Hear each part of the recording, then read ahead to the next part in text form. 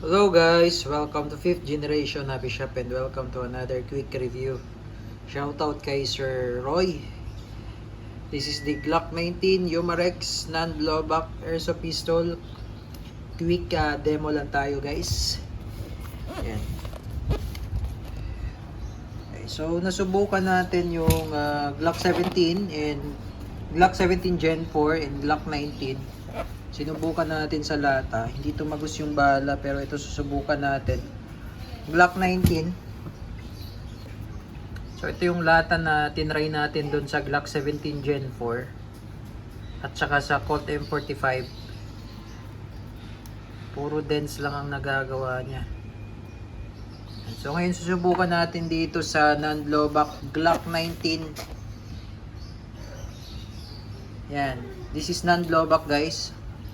Airgun pistol, Glock 19 compact. 3 joules. Yung Glock 17 Gen 4, 2 joules yun. 16 rounds, smooth bore barrels, semi-automatic, double action, 12 GCO2. So, steel ball ang bala nito. Bolitas din. 4.5 tapos ito yung CO2 cartridge. 12G.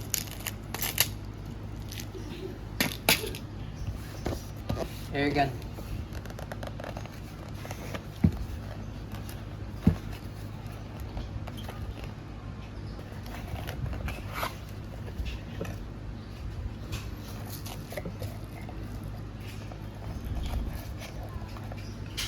So this is Gen 3 non-blowback Glock 19.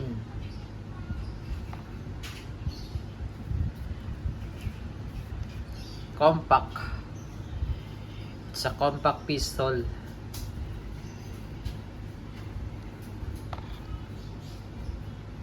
Malakas to dahil non-blowback siya. So masusubukan natin mamaya dito. Kanina sinubukan natin yung Colt M45. Hindi bumutas eh. Ayan, ganyan lang. Yupi-yupi lang. Hindi siya nabutas. Pero ito, susubukan natin. Kasi mas malakas to eh. Hindi lang 3 joules to. Maabot ng 6 joules din to. Kasi non-blowback siya. Okay. So, pakita ko lang sa inyo yung magazine niya. Tapos yung mechanism niya, yung system niya kung paano ilo-load yung CO2 at saka yung bala. So, it's a non-blowback so hindi to gumagalaw yung slide. So, ito yung kanyang magazine. Meron siyang Glock din dito sa likod, sa base pad.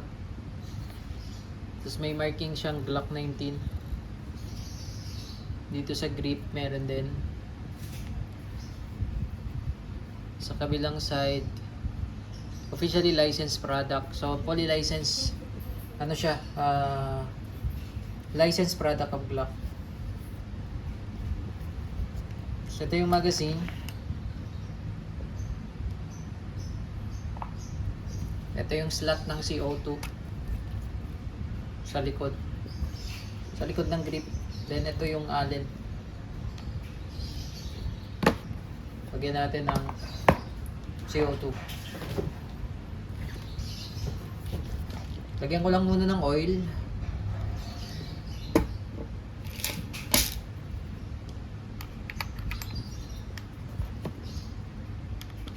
So, luluwagan ko lang to hanggang sa pumasok yung CO2.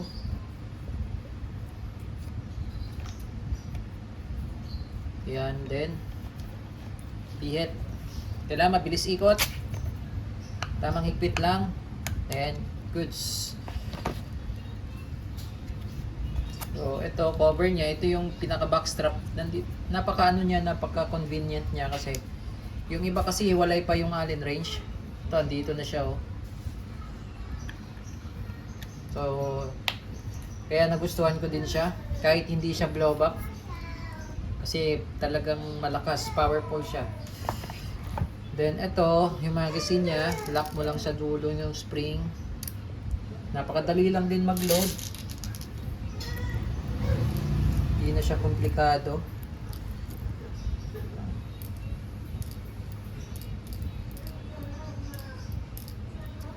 Ayan. Pagdating naman sa trigger, Lambot ng trigger niya, maganda. Lambot ng trigger. So, paputukin lang natin, wala naman magazine. Ano? Lakas, no? Saka lambot ng trigger niya, ang ganda. Papansin nyo, hindi gumagalaw yung slide kasi nga non-blowback siya. Pero malakas. Testing. Mayroon siyang rail for accessories. Pwede mo siyang lagyan ng flashlight. Okay, so subukan natin dito. Kasi yung dalawang unit na tennis natin, wala eh, dense lang. Hindi siya tumagos. Try natin. Testing Glock 19 Gen 3 non-blowback. Firing. So, check natin. So, yan guys. Kita nyo? Butas. Then, tagos. Oh, tagos. Yung Colt M45 tsaka yung Glock 17 Gen 3, hindi tumatagos yung bala dito. Pero ito, oh, tagos. Yun nga lang sa Colt M45, blowback yun. So mapi-feel mo talaga yung recoil, may blowback kasi siya. Ito kasi walang blowback, pero mas malakas. So kung nasa sa inyo na lang kung ano yung preference nyo. Gusto nyo yung may blowback, pero hindi naman ganun kalakas. Itong walang blowback, pero talagang true and true yung bala.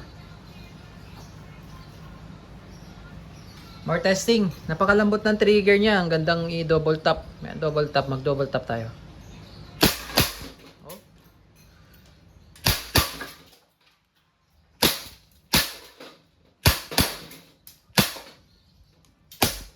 Wala na. Tignan natin yung lata, oh. Wasak-wasak. Tingnan nyo naman yan, guys, oh. Oh. Diba? Solid. Ganda talaga ng Glock 19 Gen 3 non-blowback. Solid na solid. Siya lang may gawa niyan. Yomarex Glock 19 Gen 3 non-blowback.